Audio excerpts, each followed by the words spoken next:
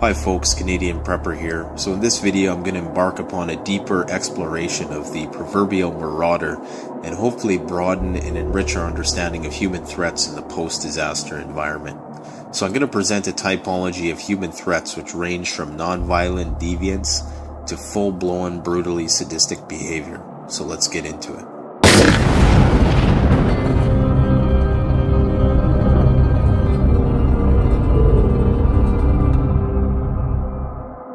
So in this video, I'd like to focus your attention on your perceptions of what a marauder is, how you define it, and how that's going to impact your ability to accurately screen and assess threats in a post-disaster environment, trying to enrich our understanding of what this quote-unquote marauder actually is.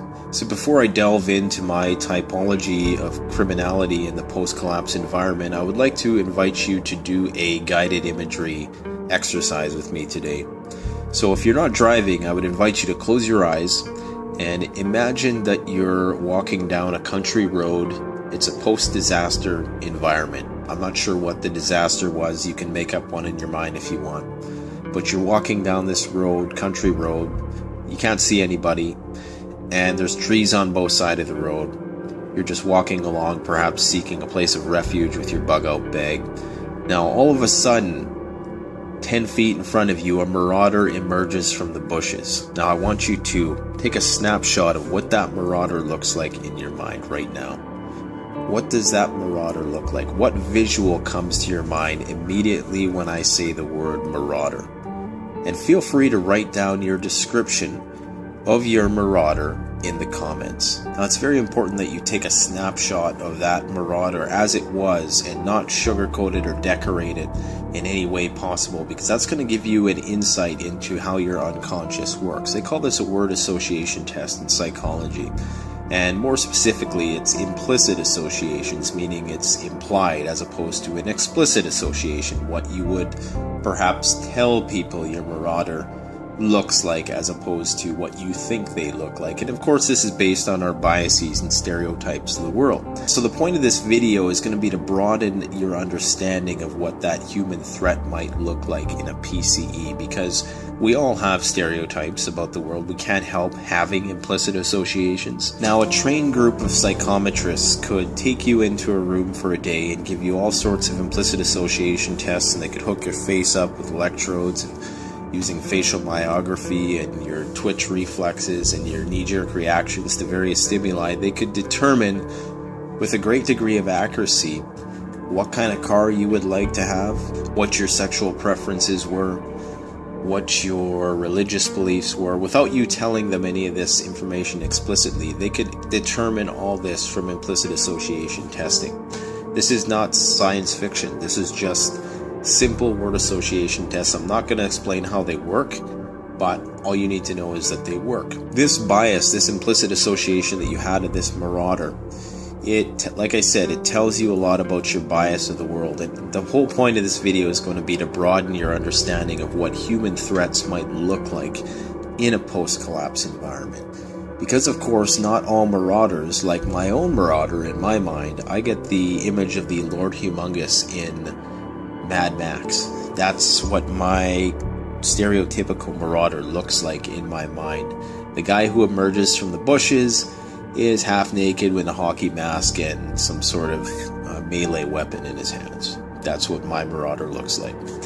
So anybody, of course, who doesn't fit that image is going to catch me off guard. Now lastly, before I delve into this typology, I want to introduce to you another concept called stachoma.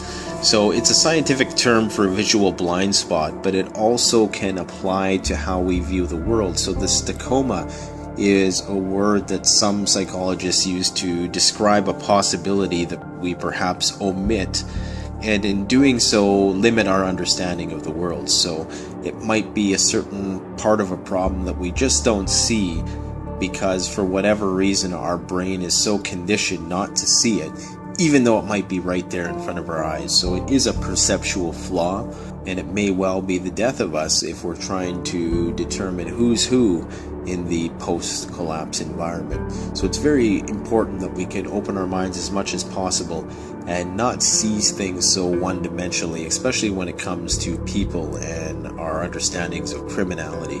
Because sometimes, and I've said this before, the biggest criminal threats that you're going to have to worry about in a post-disaster environment probably aren't all those people that you see on TV looting and stuff like that. It's probably going to be the people who have the means to give you a good fight. And I've talked a bit before about not necessarily fearing the out-group more than the in-group. And it may well be the in-group who has the means to make your life a real living hell. So they might have the resources and stuff to combat you. I'm going to reference The Walking Dead again, and typically it's not the zombies that are the problem. It's the other human elements that are the problem. So it's those in your peer group that propose the largest threats, as opposed to those people like the zombies, whoever your zombies are.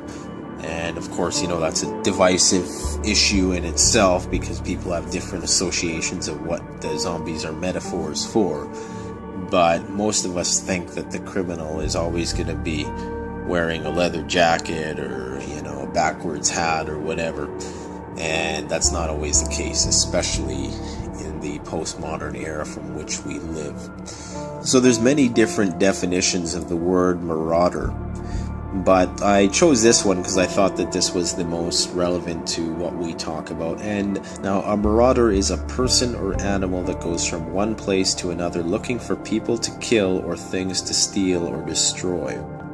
Also means to roam or go around in quest of plunder to make raid for booty. Booty is an older term for material stuff, basically. Now, of course, it means something else. So there are synonyms for the word marauder, and they're raider, plunder, pillager, looter, robber, pirate, freebooter, bandit. It's pretty clear what, the image of the marauder is in our mind, but it's important that we understand that not all criminal and human threats are going to fit this stereotypical understanding, whether it's rule of law or not rule of law.